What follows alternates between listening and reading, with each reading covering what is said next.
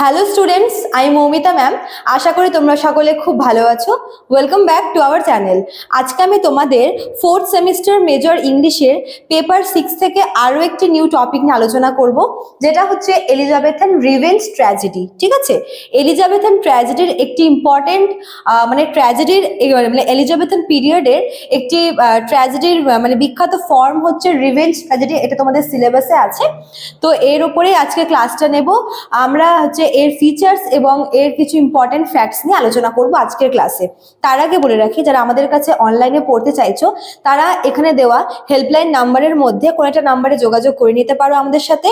আমাদের helpline number দুটো আছে, একটা হচ্ছে 6295916282, আর একটা হচ্ছে 7076398606। ঠিক আছে, আচ্ছা চলো দেরি না করে শুরু করে দিই আজকের ক্লাসটা। তো দেখো, ফার্স্ট আমরা জানবো যে এই এলিজাবেথান রিভেঞ্জ ট্র্যাজেডি এটা কবে শুরু হয়েছিল। ঠিক আছে, এটাকে রেনেসাস ড্রামাও বলে, কারণ এটা রেনেসাসের সময়, যখন ইংল্যান্ডে যখন রেনেসাস হয়েছিল সেই সময়ের কিন্তু এটা একটা ইম্পর্টেন্ট ড্রামা। ঠিক আছে, আচ্ছা তো এটা নর্মালি কোন সময় এসেছিল? এটা 16th and 17th century, late 16th and early 17th সেঞ্চুরিতে কিন্তু এই রিভেঞ্জ ড্রামাটা খুব পপুলারিটি পেয়েছিল।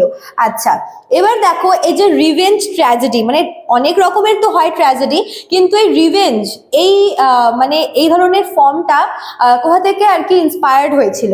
তো একজন প্লে রাইট আছে, রোমান প্লে রাইট, সেদিকে আসছি। একজন রোমান প্লেয়ার আছে যার নাম হচ্ছে সেনেকা। ঠিক আছে, নামটা মনে রাখবে। সেনেকা যে আছে, ইনি হচ্ছেন একজন রোমান ফেমাস প্লে রাইট। তো তিনি কিন্তু এই নতুন ট্র্যাজেডির ফর্মটা প্রথম আবিষ্কার করেছেন, এবং এই ট্র্যাজেডি আর কি রিভেঞ্জ ট্র্যাজেডি ড্রামাটা কিন্তু এনার থেকেই হচ্ছে ইন্সপায়ার্ড হয়ে এসেছে।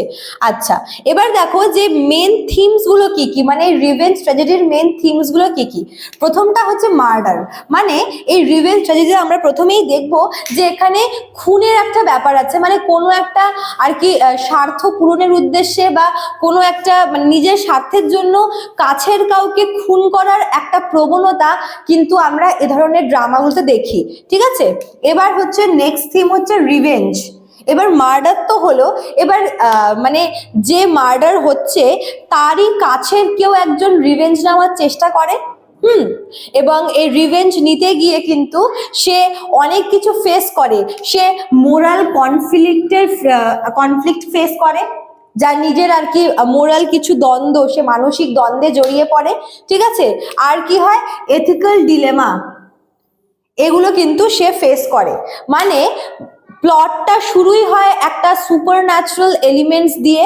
ঠিক আছে, এবং এটার যে যত গল্পটা আগায় ততই কিন্তু এই যে মার্ডার, তারপর হচ্ছে রিভেঞ্জ নেওয়ার একটা প্রবণতা, তারপর হচ্ছে মোরাল ডিলেমা, এথিক্যাল ডিলেমা, ঠিক আছে, মোরাল কনফ্লিক্ট, যে রিভেঞ্জ নিবে তার ভেতরে হতে থাকা একটা অন্তর্দ্বন্দ্ব, যে আমি হচ্ছে রিভেঞ্জ নেব কি নেব না, বা নিজের আর কি নিজের যেটা আমার মোরালিটি আমি সেটা বজায় রাখবো নাকি রিভেঞ্জ নিব, এরকম একটা কনফ্লিক্টে জড়িয়ে পড়ে। তো এই সমস্ত কিছু কিন্তু রিভেঞ্জ ট্র্যাজেডি ড্রামার একটা ইম্পর্টেন্ট পার্ট বলতে পারো।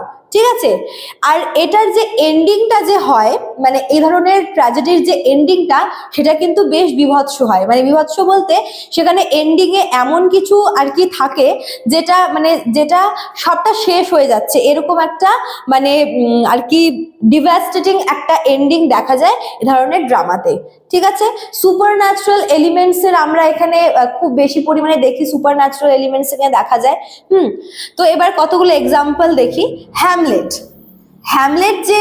হ্যামলেটকে বলা হচ্ছে শেক্সপিয়ারের অন্যতম প্রধান একটা রিভেঞ্জ ট্র্যাজেডি। ঠিক আছে, হ্যামলেট শুরুই হয় হচ্ছে হ্যামলেটের যে বাবা আছে আর কি, কিং হ্যামলেট, তার স্পিরিট বা তার ঘোস্টের সাথে, এখানেও আমরা সুপার ন্যাচারাল এলিমেন্টস দেখতে পাচ্ছি। তারপরে যখন সে জানতে পারে যে তার বাবাকে তার নিজের কাকা খুন করে, তো তারপর থেকে তার মধ্যে একটা রিভেঞ্জ নেওয়ার একটা প্রবণতা দেখা যায়, সে রিভেঞ্জফুল হয়ে ওঠে।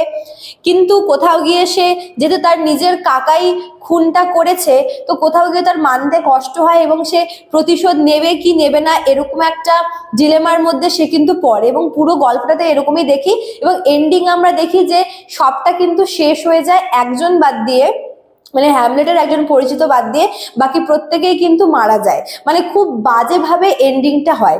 তো এটাই হচ্ছে রিভেঞ্জ ট্র্যাজেডির আর কি মেন ফিচার্স গুলো, যেগুলো আমরা আর কি দেখতে পাবো। এবং তোমাদের সিলেবাসে কিন্তু হচ্ছে এরকম মানে হ্যামলেট দেওয়া আছে, যখন তোমাদের পড়াবো তখন তোমরা বুঝতে পারবে যে কিভাবে হ্যামলেট এই এলিজাবেথান রিভেঞ্জ ট্র্যাজেডির একটা মানে প্রমিনেন্ট এক্সাম্পল। ঠিক আছে, তো স্টুডেন্টস এটা তোমাদের আজকের ক্লাস ছিল, আশা করি তোমরা বুঝতে পারলে। ভালো লাগলে অবশ্যই লাইক কমেন্ট করবে, শেয়ার করবে। দেখা হচ্ছে নেক্সট ক্লাসে। Thank you.